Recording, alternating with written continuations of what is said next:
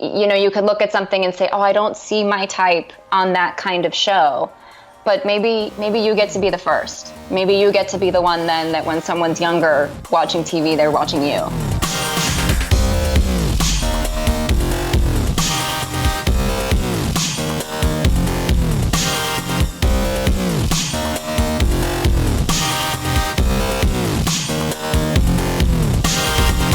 You're listening to Inside Acting, a podcast dedicated to demystifying the inner and outer game of success in the entertainment industry.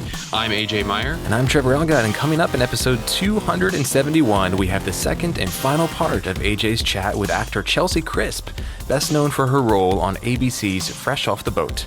In part 2, Chelsey shares a bit more about her leveling up in television contracts and the interesting decisions that go along with that, what she believes and doesn't believe about the idea of type and branding, the practical lessons of being a professional auditioner, some really supportive things that you can put into action on your next audition, and her inspirational answers to our final 2 questions. That and more coming up in episode 271. Support for this episode of Inside Acting is brought to you in part by Rehearsal Pro, the next version of Rehearsal, the essential app for actors. And it's now available in the iTunes App Store. So if you want to learn your lines, be off book for your auditions, explore your character, and make stronger choices and do a whole lot more, go to rehearsal.pro/IAP right now to learn about all the great new features in the new version of Rehearsal, the groundbreaking app designed by actors for actors. That's rehearsal.pro/IAP. And by printheadshots.com, superior headshot printing.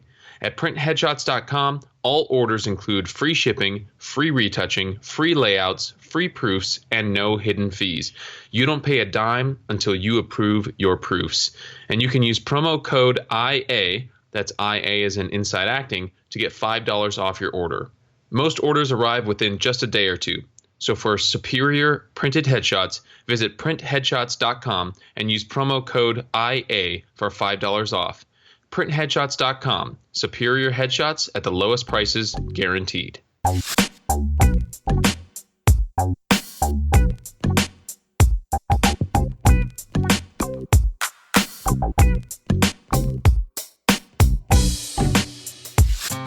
Good morning, AJ.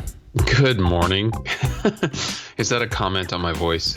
Hey, well, we were talking before we started recording, and I might steal your pick of the week because you were talking about how it's been a tough past few weeks between the show and your Thrival job, and that the thing that's been getting you through, or one of the things that's been getting you through, is simple. It's a home remedy. It's fresh squeezed lemon juice.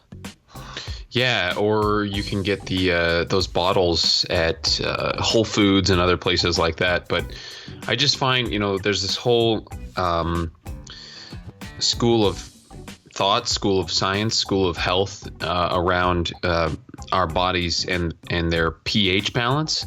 And a lot of what we eat, things like sugar, alcohol, not that everybody's out there drinking. I'm just listing off things that are acidic. These things make our body acidic. And there are certain things we can do. There's even supplements like alkaline water and alkaline drops that you can take to make your body more alkaline. And lemon juice, even though it seems counterintuitive because lemon or citrus is kind of acidic, lemon juice is actually helps your body become more alkaline. And so I have done nothing but go from work to the show every day for about the past 10 or 11 days.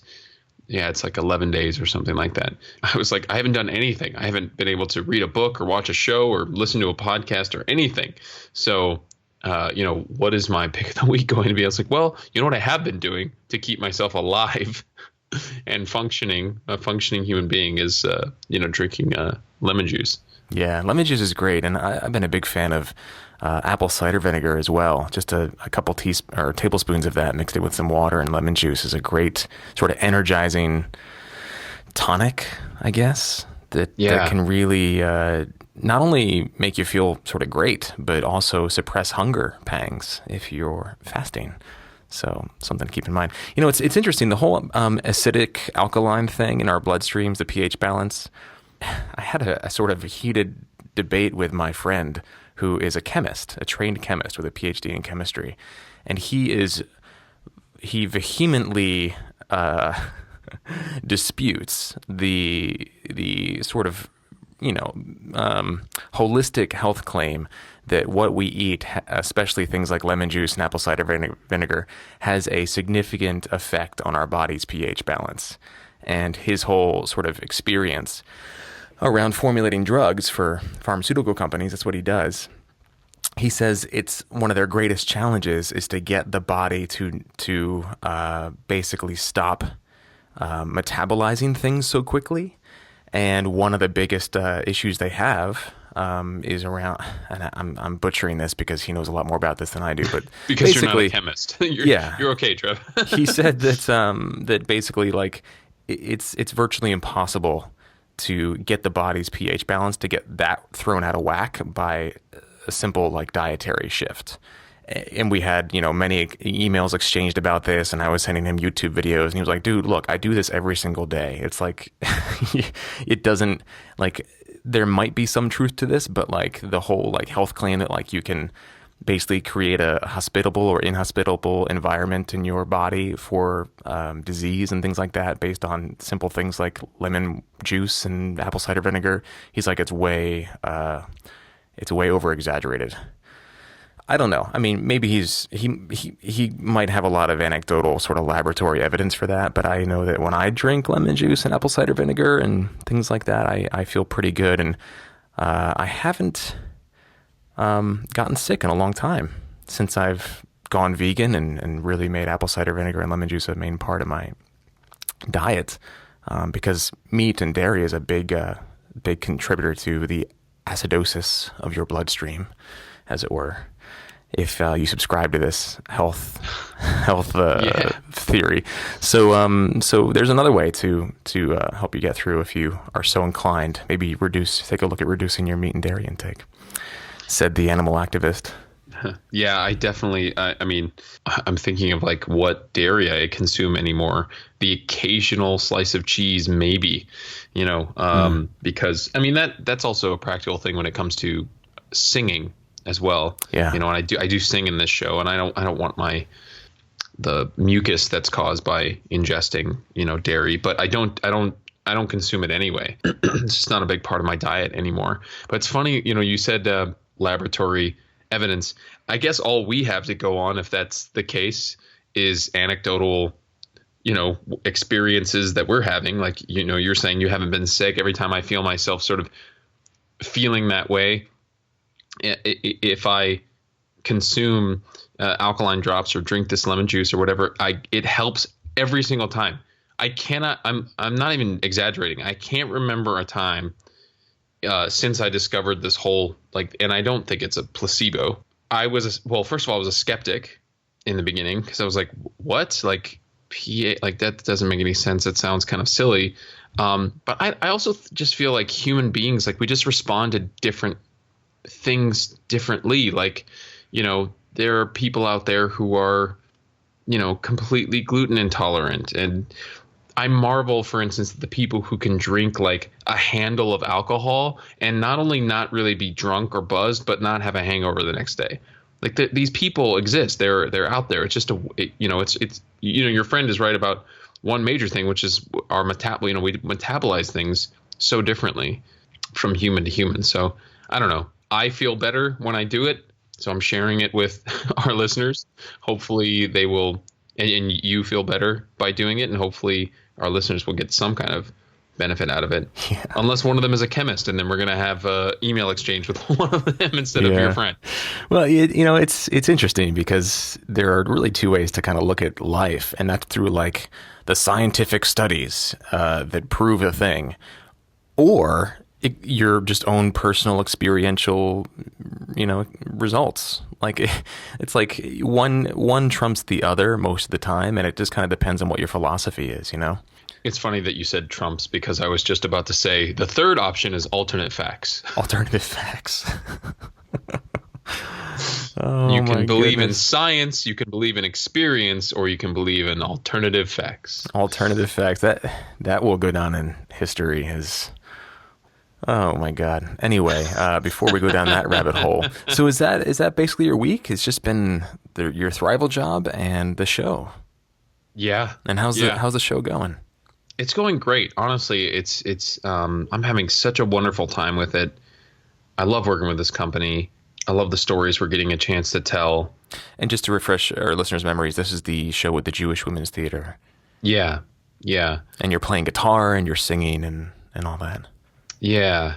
Yeah. And the audiences have been amazing, so responsive and interested and asking questions and talking to us afterwards and stuff. And I'm really looking forward to taking the show to the Bay Area. We're doing cool. And when is that? When is that happening? This weekend, April 2nd and 3rd.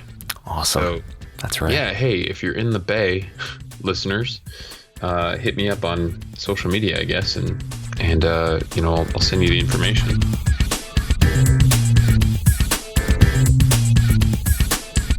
Support for this episode of Inside Acting is also brought to you in part by VO2GoGo.com, the award-winning voiceover training system and winner of Backstage's Reader's Choice Award for Best VO Training 4 years in a row.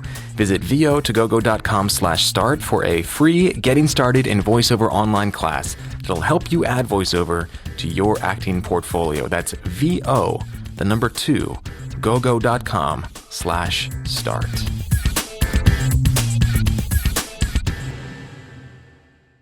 And we have a listener question from Susan Forsyth. I have not seen this yet. Yeah, it's pretty straightforward. Basically, she is non-union and was wondering about industry events that happen. Specifically, she's talking about Los Angeles, but I guess it could apply to any market. But industry events for non-union actors that are outside of the ones that she used the example of LA casting. So she's wondering basically if we knew of any good industry events to check out that were outside of LA casting for specifically non-union actors.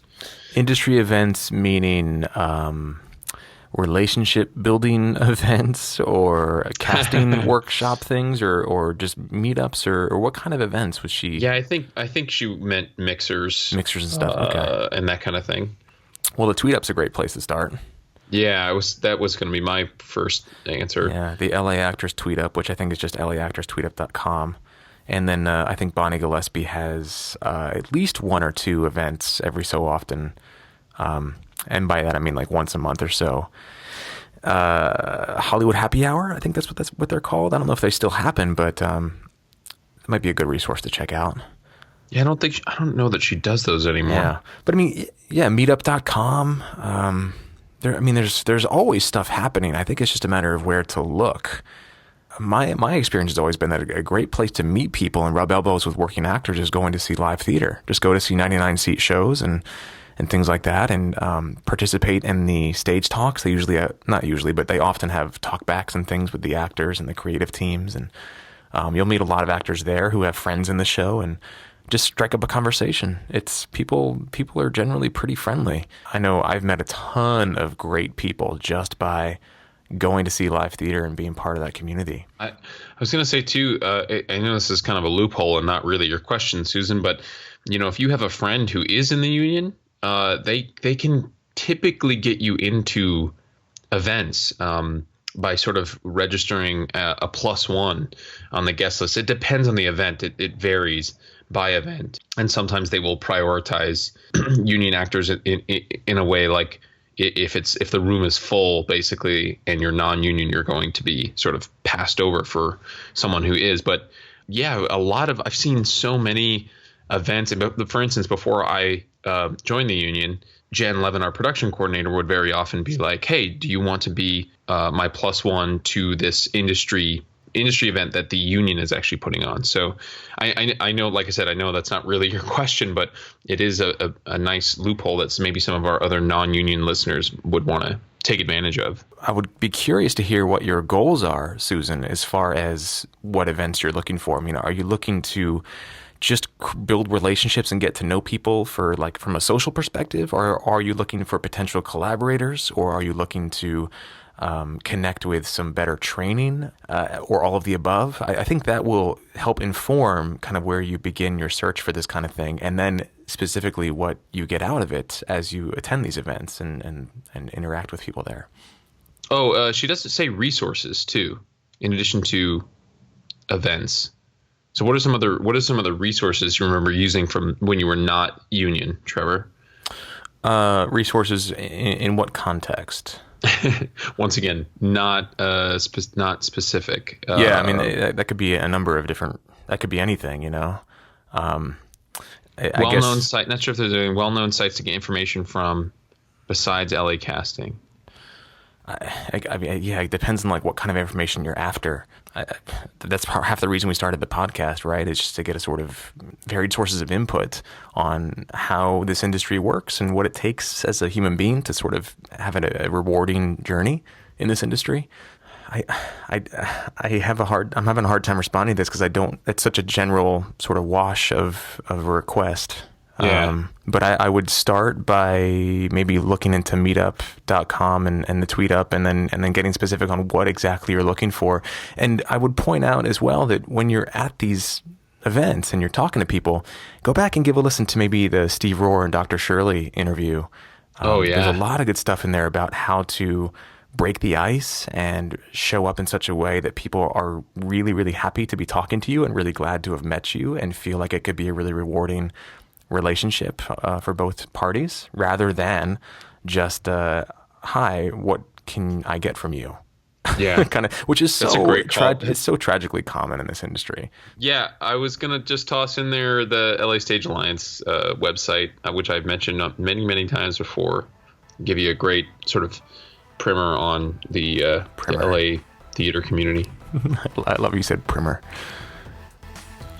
Yeah, that's my favorite way to say that word. Awesome. Well, Susan, hope this helps. We'd love to hear what you find valuable and what resources you actually do come up with, and if you have follow-ups as far as specific kind of things that you're after, we'd be happy to speak more into that in a future episode. Yeah. All right. Well, anything else to add before we jump into part 2 with Chelsey? No, sir. We just pick up right from where we left off last week, and the inspiration in this one it just goes to the next level. I have a couple of noodle bake moments, and and even this is what began the wow. I really get to take a look at kind of what I'm doing with my own career, and not necessarily step it up, but maybe change directions a little bit. All right. Well, enjoy this, guys, and we'll catch you on the other side.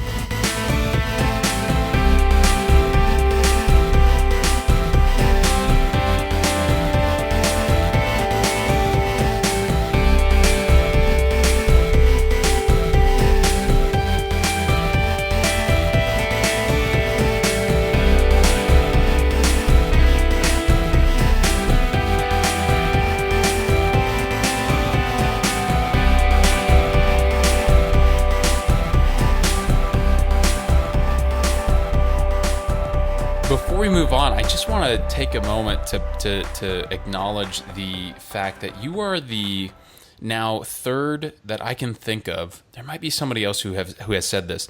The third person. You've all been female. You've all been actors, and you've all been roughly the same age when it happened. Oh, interesting. Who have come on the show and said, I wanted to be really specific. I was really specific, and then it happened. The first person was Alexis Cara, who basically said, I want an ensemble drama, and it happened. She was on that show. I think it was an ABC show, actually, Mixology, before it got canceled. Yeah. And has continued to work. The other person, and you have a connection here because you were on The Office, was Jenna Fisher. Oh, Jenna, yeah. Who said basically like, I want an ensemble comedy, and like just did whatever it took to focus in on that. And it seems like magic, when you say that to a person who hasn't had that happen to them. Yeah. You're talking to me about, I'm like, that's amazing. It sounds like some kind of crazy voodoo, but I get that it's not, because it's just like any other business and anything else that we do really in our lives, which is just we set a goal for ourselves and we just do whatever it takes to get from here to there. I don't know. I don't really have this isn't a question. It's more of just an acknowledgement of how amazing it is that you are now the third person to come on and say, like, this actually works or worked for me. Yeah, or worked for me. Yeah, I'm very cautious I don't want to lead everybody to believe that, hey, look, this is the thing. This is the magic pill that changes everything. Because I know very against magic pills and formulas. Very against them. Very against them. Because I know just how heartbreaking this industry can be. You can be doing everything right. You can be so talented and so driven, and it just may take longer for something to break your way. So, but I do think I try to break it down into really tangible things because it did work for me. One of the things that cannot be underestimated is how easy it was for other people to communicate where you were going.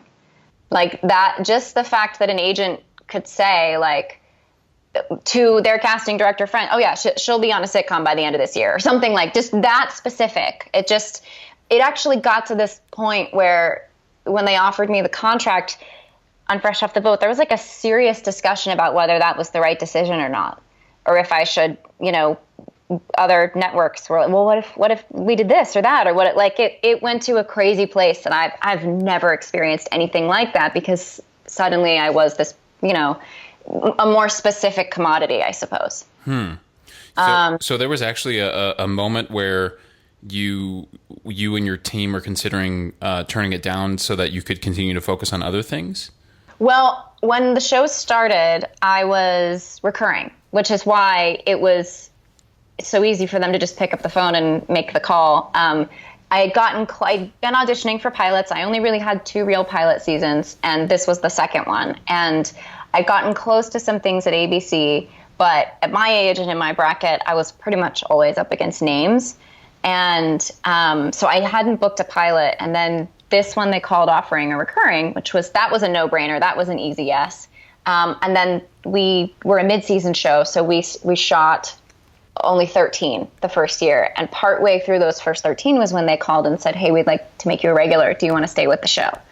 So that decision was the one that was like, ooh, should we continue? Yeah. Okay, do gotcha. You want to stay as a regular, or should I stay as a recurring? And then see, because I'm a supporting character on Fresh Off the Boat. So the decision was, do we want to take this, or do we want to hold out, stay on the show and keep working on the show, but maybe hold out for a lead, because it was kind of right there at that time. Got it. It was, I think, 100% the right decision. I mean, that's arguable, certainly, but I love the show and I love the people that I work with, and being the lead of the show has never been something that was a high priority for me. Though I will say now, being in season 3, now that I really see the hours and the effort and the work that it takes, I am pretty happy that I'm a supporting character. Oh, wow. Lifestyle-wise, it's a wonderful, wonderful deal for me. It's great. I love it. It enables me to keep working with my comedy troupe. It enables me to shoot other things even during the season, and yet I have a full-time job and a great home. So it's pretty awesome for me. Living the dream. Yeah, it worked out. Living the dream. That might not be someone else's dream, because also being the lead of the show is an incredible life-changing experience. So that is a completely different thing, to really be like what Constance Wu and Randall Park are on the show that I work on. That's a different ball game. Yeah. I'm curious, you mentioned, you sort of just briefly touched on it momentarily. I don't know, a few minutes ago, you mentioned branding just briefly. And I wanted to ask about how that sort of played into your decision about your specificness. You know what I mean? Mm-hmm. Like you created this goal of the ensemble comedy. I get that the kind of lifestyle you wanted played into that decision to make that your goal, but did your sort of self-knowledge of what your branding was also play into it? It didn't. Look, there are so many different ways to look at branding, but I think my overall opinion when it comes to branding is that we kind of are who we are, and we look the way we look, and I mean, there are certainly some things you can do about it, but for the most part, you are what you are. And my personal philosophy is that you should own what you want, and then you go for it as hard as you can and with as open of a heart as you can, and then you let it make room for you.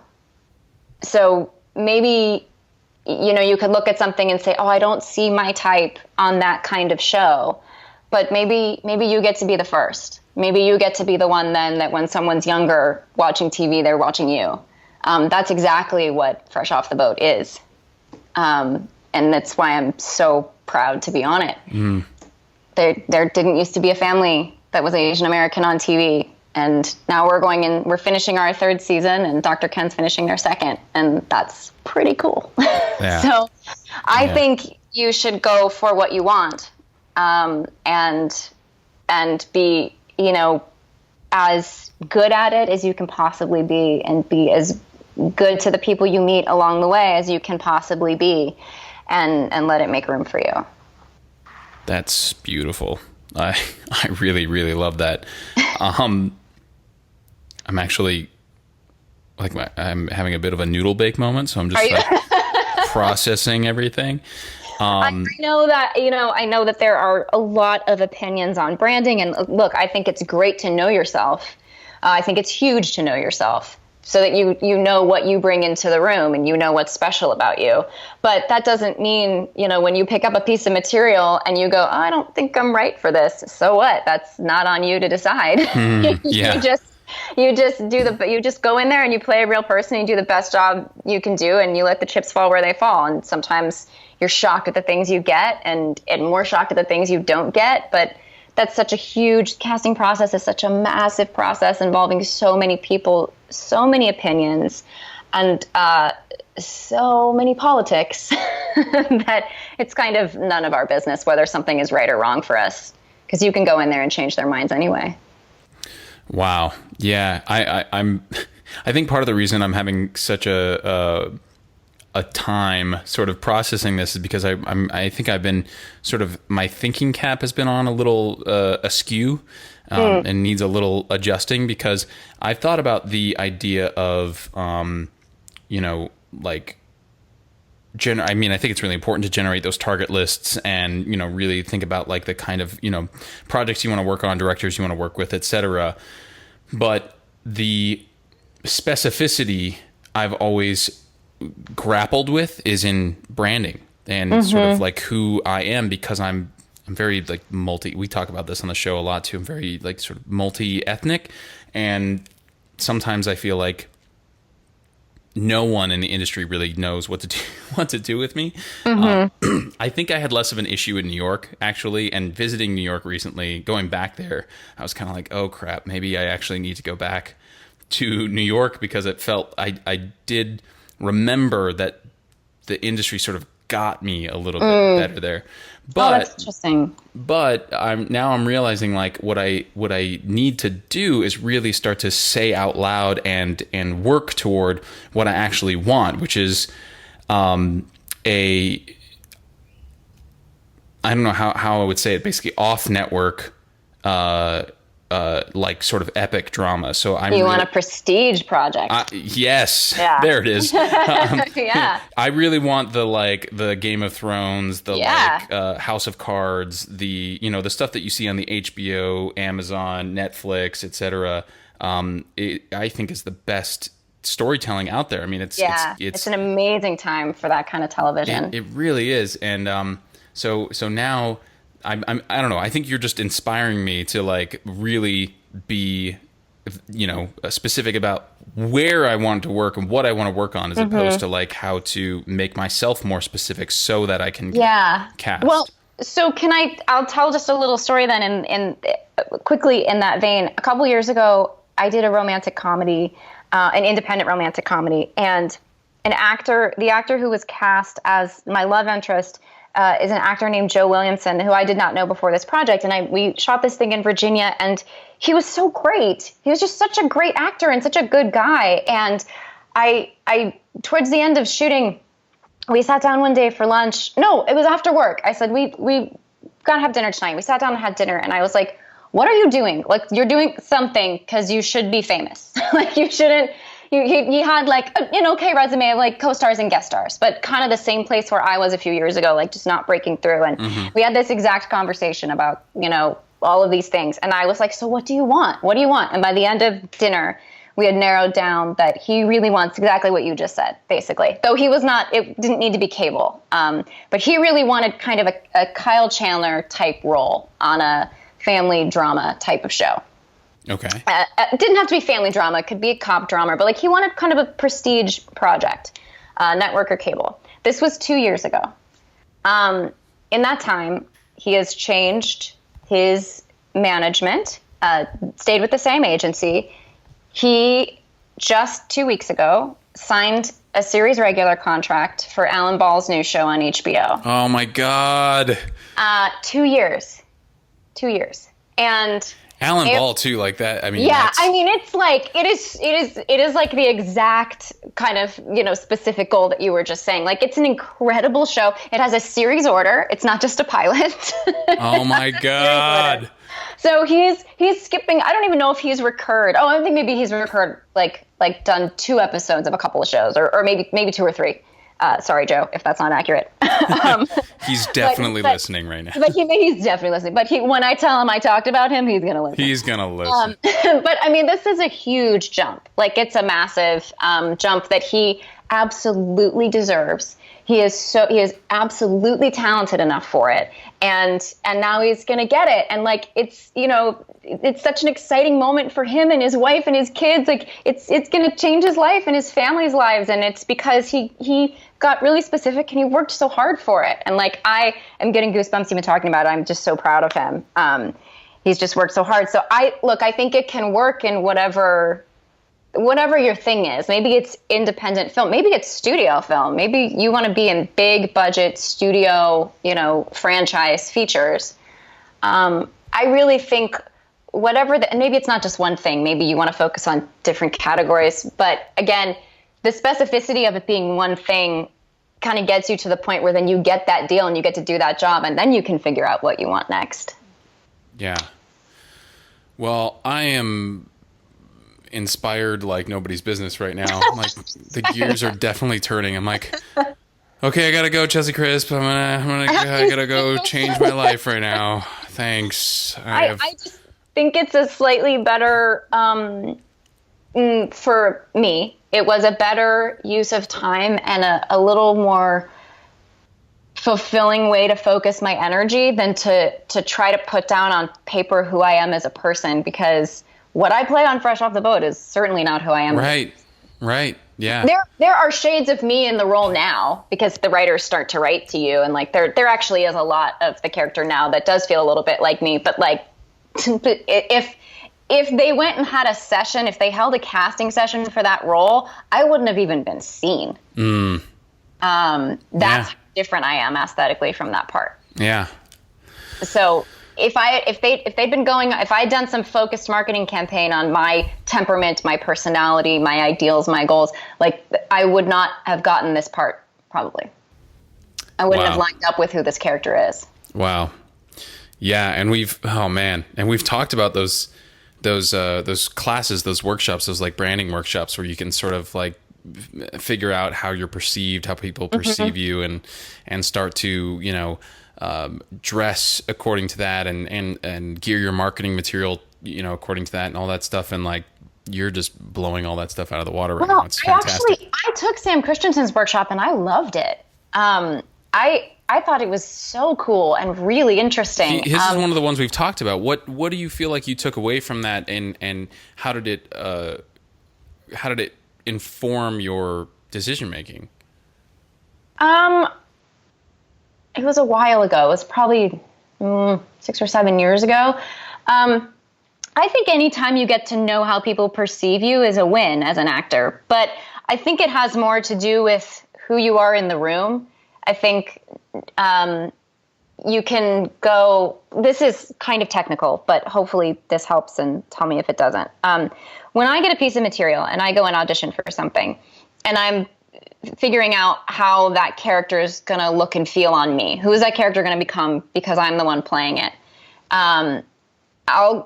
There might be parts of me that are very different from that character. So I might just brush those parts of me out a little bit when I walk into the room and I'm greeting the casting directors. Even if I know them pretty well, I'm not going to be the character when I walk in the room. That's not my personal choice, but I will be the parts of me that align with the character. And then we get into the scene, and then after the scene's over, I think all bets are off. You can be yourself, unless maybe you are in a situation where this is like a pilot. This is a very long-term job, and everybody is so scared during pilot season that they kind of do want you to be as close to that character as you can possibly be. Yeah.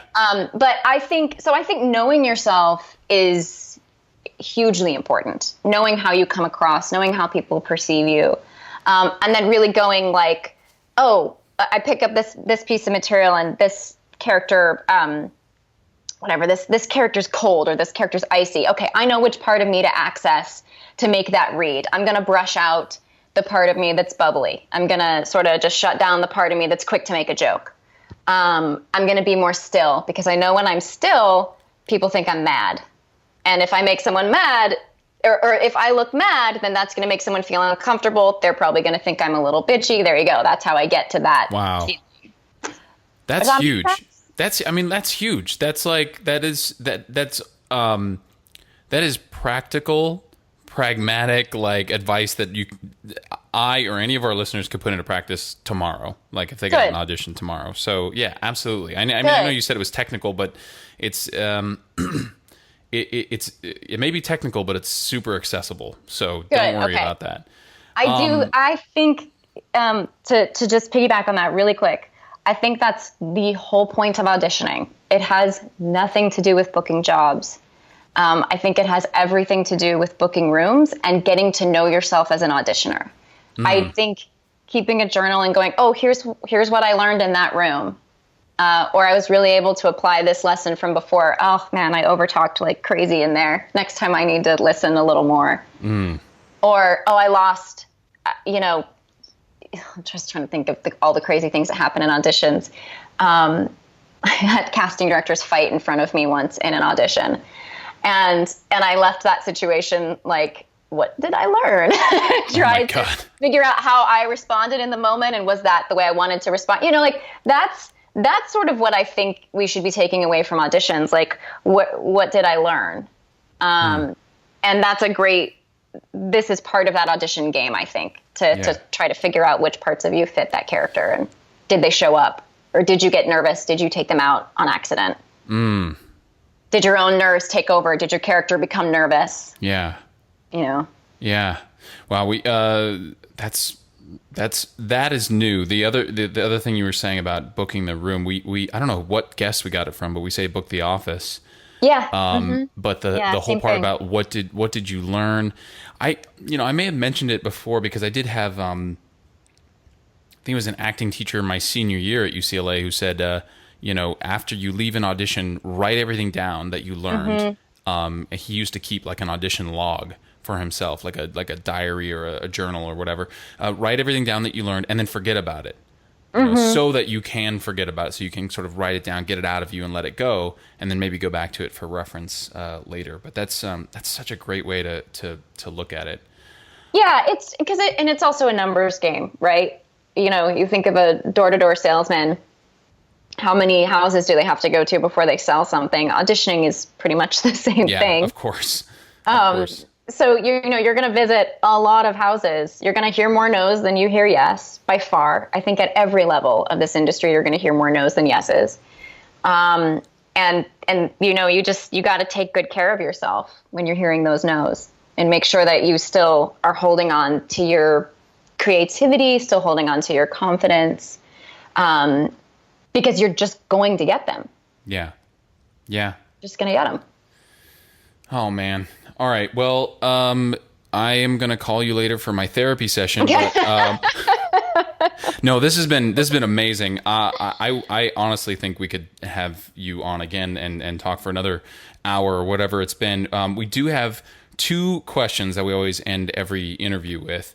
And the first one is, do you feel like you chose this industry or this industry chose you?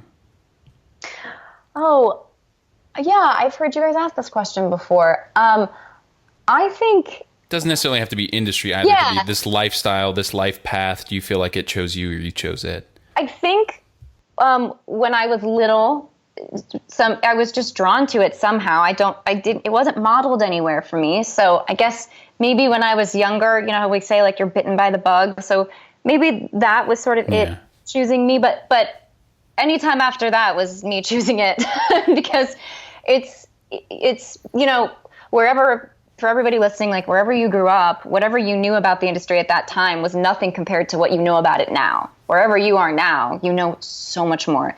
And we're making these little micro decisions all along the way of, oh, do I still like this? Is this still what I want? And it's really going like, yes, I like this part. No, I don't like this part. I don't want to do that part anymore. This is what I'm responding to. This is what feeds me creatively. So in that respect, I think we're choosing it over and over and over again. And hopefully not giving up unless you really get to the point where that feels like the right thing to do, which is certainly, you know, comes up for a lot of people. Yeah, or you fall in love with something else that takes your attention and affection and focus and everything, you know, towards it. Rather than going away from, you know, we were talking about people having to move away from major markets before, but rather than moving away from acting, it's like moving towards something else. Yeah. Well, look, I grew up loving theater, loving community theater and high school theater. That's not what my job is like today. My job is very, very different from that. What I do now involves a studio, a network, a bunch of writers, a cast, lawyers, managers, agents, publicists, stylists. Like, it's a very different life. So that sounds exactly like community theater. Yeah, it's basically exactly the same. As we move through it, we're choosing, do I still like this? Because I didn't know what this looked like when I was 16. I didn't have a clue this is what it was going to look like. The parts I thought I would like, I think probably I thought I wanted to be famous, I'm sure, to some degree. I no longer want that at all in any way, in the least. That's such an interesting perspective, and one that I don't know that it comes up enough in our conversations and on this podcast specifically. Like, just the idea that, you know, once we get to a certain place or once we get to a certain job in this industry, we realize there's all these other things that we were not expecting. Yeah, and we have to choose again, right, to continue forward. Yeah, that's a really great perspective. Yeah, how could you know? Yeah. And the second question is, if you could take all of your experience up to this point in, you know, school and in the school of hard knocks, in, you know, just being out there working and being on set and all of that, if you could take all of your experience and boil it down to one nugget of advice, what would that nugget be? It's that, I don't know if this is advice as much as it's encouragement. There's room for you. There's a place for you. It feels like there isn't because you get to LA or you get to, I mean, in LA in particular, like there are walls around all of the studios. You can drive by the studios and you're like, I just want to be inside. I just want to go. I never thought of that symbology before. Like, that's so true. There are walls around. That is so true. And oh my all God. I can say is, and there's a security guard. You. Yeah, you're not allowed to go in there. You literally can't unless you pay a couple $100s for a studio tour. But there is a place for you in there. Soon enough, you will find yourself nervously walking onto that lot, holding onto your sides, getting into audition. And then someday you'll find yourself walking in and getting your first badge that's printed for you because someone's invited you to be there. You're coming in for a meeting. And then you'll get to go for your first fitting and you'll be there shooting. And then you'll drive off that lot at 3:00 in the morning, just so insanely happy and ecstatic that you waited all those tables or dealt with all those jerks returning clothing that they clearly wore already. And then eventually they're going to hand you a permanent pass and you're going to be a full-time employee of that studio. And you might even have a parking spot with your name on it and a trailer and the whole thing. And that's there for you. There is a place for you. I think if you love this enough, it'll come. But oh my God, find a way to balance your checkbook until you get there. Right. Which is not an easy task. To bring it full circle. Yeah. Just hang on until you can get there. But I can say now I've been doing this long enough and have been lucky to break through, at least for now, because certainly nothing's permanent, and have had a lot of friends break through. And it does happen. It really does. I love that. There is a place for you. I love that. That's beautiful. Chelsey, if people want to find out more about you, your website, are you active on social media? If people want to find out more about your... Yeah, I use Twitter and Instagram and Facebook. That's something else. When you're on a show, you have to. You learn that you have to do all those things. Yeah. So yes, yeah. And I'm always, if any specific questions come up, I'm always happy to answer stuff. I have 100% been in the spot where all of the listeners are, and I know how lonely it can be sometimes, how scary and overwhelming the whole thing can be. So yeah, please reach out if you have any questions. Awesome. Thank you. That's very generous of you. Chelsey, this has been lovely. Thank you so much for coming on the show. I'm sure our listeners are going to love it. Thanks for having me. Good luck, guys.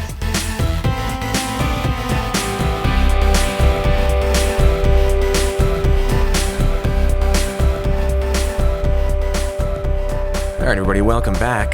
Hope you enjoyed the two-part interview with Chelsey Crisp that AJ did. I'm bummed I couldn't make this. This was Chelsey was such a rock star about this. We had to reschedule with her I think 3 or 4 times, and then finally, AJ, you were able to make it work. And I'm bummed that I couldn't be a part of this chat, but really, really valuable, and so happy to have it out into the community, into the world.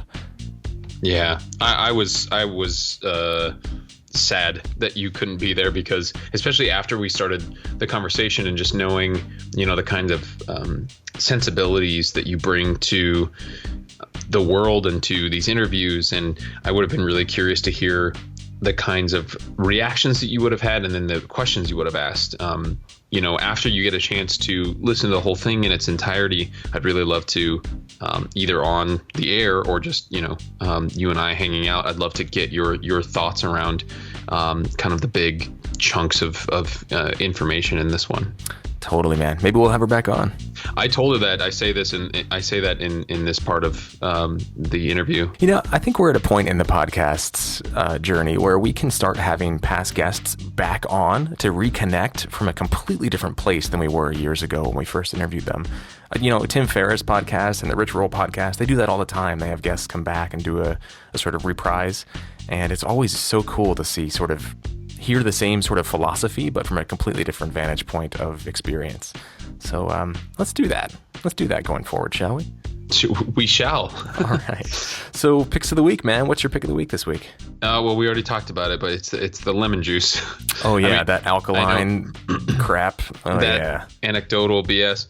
I know it's silly, and people are going to be like, rolling their eyes, but there was nothing. My whole world this week was work and the show. So I didn't really consume anything. Very often my picks of the week are things that supported me getting through a week like that, and this is what it was. So yeah, well, I'm a big fan of these little home hacks, and it really is the little things, right? What's that quote that how you spend your days is how you spend your life? So just the idea that all these little things are what make up a life, and little tweaks and little, wins, like having lemon juice. Oh my God, that makes my day so much better. Compound that over the course of a year, 5 years, 10 years. It can make a huge difference in your life than if you were to try to muscle through spending, who knows how much money on a 5-hour energy or something like that instead. It may be sort of funny on the surface, but in the long run, I think it's actually pretty freaking profound and awesome. I'm gonna be thinking about this when I'm drinking my lemon juice later today, and be like, this is one tiny part over the next 5 years that I compound. Well, I think part of it is I just finished reading this book called The Compound Effect by a guy named Darren Hardy. This isn't my pick of the week, but it was just all about how those little tiny choices that we make every day are what basically create our life, add up to be our destiny. And so the more intentional we can be about the things that we do moment to moment, the choices that we make, and make powerful, informed, intentional, aware choices, like it can, it's like a plane flying across the country. You alter the trajectory by like half a degree. It doesn't feel like much in the moment, but by the time you get to the other side of the country, it could be the difference between landing in New York and landing in Nashville. That's been in my world lately. So when you bring up things like lemon juice, I'm like, yeah. I love it. That's awesome. Well, what is your pick of the week? So my pick of the week, this is one of those things that is also a compound effect thing that people might laugh at, only because voluntary hardship is sort of my philosophy. It's like I like to try doing things the hard way just to see sort of what it does for me, the satisfaction of trying something the hard way. So I've been reading about cold showers and cold therapy, cold water therapy. There's a guy named Wim Hof, I think his name is, and he's been called the Iceman. There's a great documentary, a Vice documentary online about him. It's like 40 minutes long, and it's about how he's submerged himself in the Arctic for like hours at a time, and he holds all these world records, and he's like super healthy, and in a little way that you could sort of get some of the health benefits that he talks about is by taking cold showers.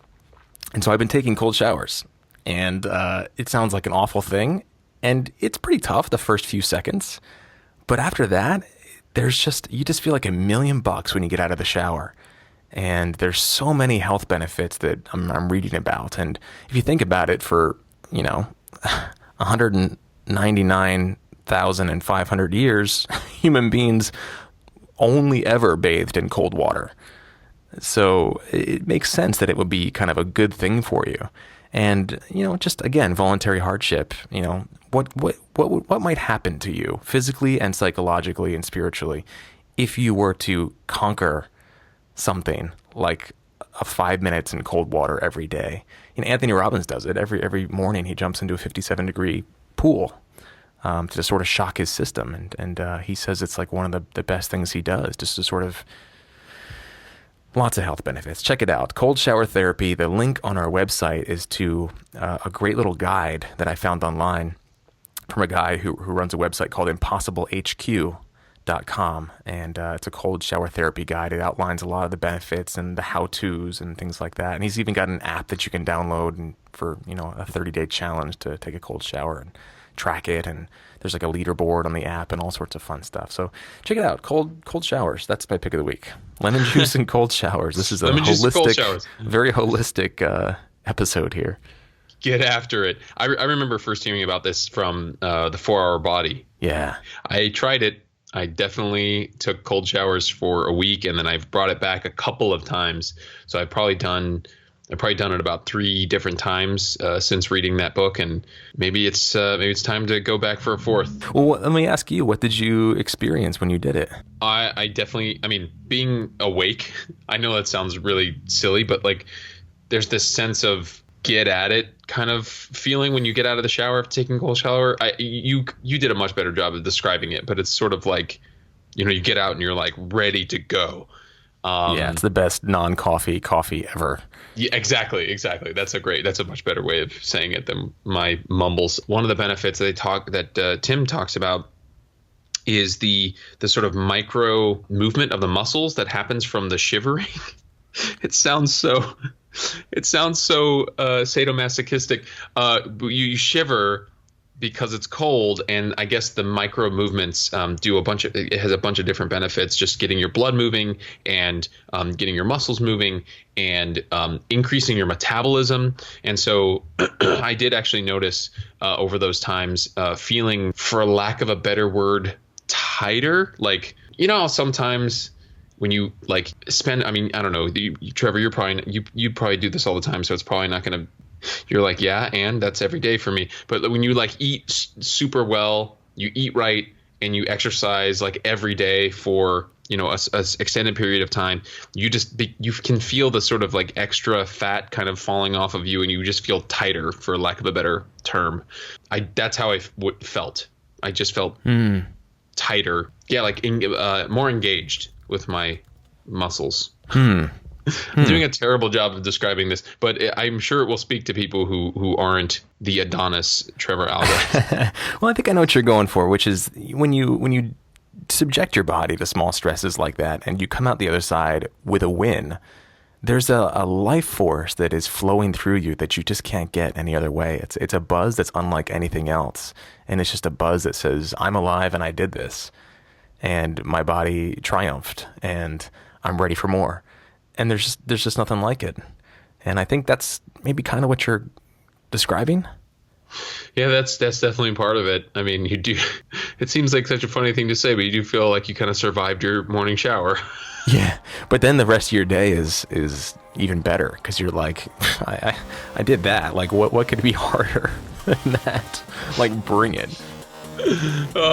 That's really funny. I'm gonna check this out. I'm gonna check out this link. So that's cold shower therapy and lemon juice. Boom. Fare thee well, listeners. Yeah, right. Try both at the same time for bonus points. For a bonus, but drink lemon juice in the cold shower. Or take a cold shower of lemon juice. I'm not even going to go there. Yeah. All right. Maybe Today's not. episode of Inside Acting was produced and hosted by yours truly, AJ Meyer and Trevor Algat. Jen Levin is our production coordinator. Gadali Guberik is our marketing and web director. Deborah Smith is our community manager. Grace Gordon is our director of public relations. And Fern Lim designed our logo. Trevor Algat edited and mixed today's episode and composed our theme and interview music. You can sign up for our weekly email dispatch and listen to all of our episodes at our website, insideacting.net. And you can also find us all over the social medias and wherever you get your podcasts. And if you've got a minute, a review on iTunes from you would be amazing. Just a nice little 4 or 5 or however many stars you'd like to give us. More is better, in case you were wondering. It really helps other people find the show, trust that what we're doing is going to be valuable, and it also just makes us feel really nice. So help us feel really nice. Hey, I mean, if you, yeah, you know. Yeah. Honestly. Special thanks to our sponsors, Rehearsal Pro, VO2GoGo.com, and PrintHeadshots.com. And thanks to you, our listeners. You can visit our website to subscribe to our weekly newsletter, get links to everything we talked about in this episode. And if you'd like, support the continued production of the show with either a one-time financial contribution or an ongoing contribution as part of our membership. You can learn all about those things at insideacting.net and show us some love. And that does it for episode 271 of Inside Acting. Thank you so much for listening. We'll see you next week. And in the meantime, try it the hard way.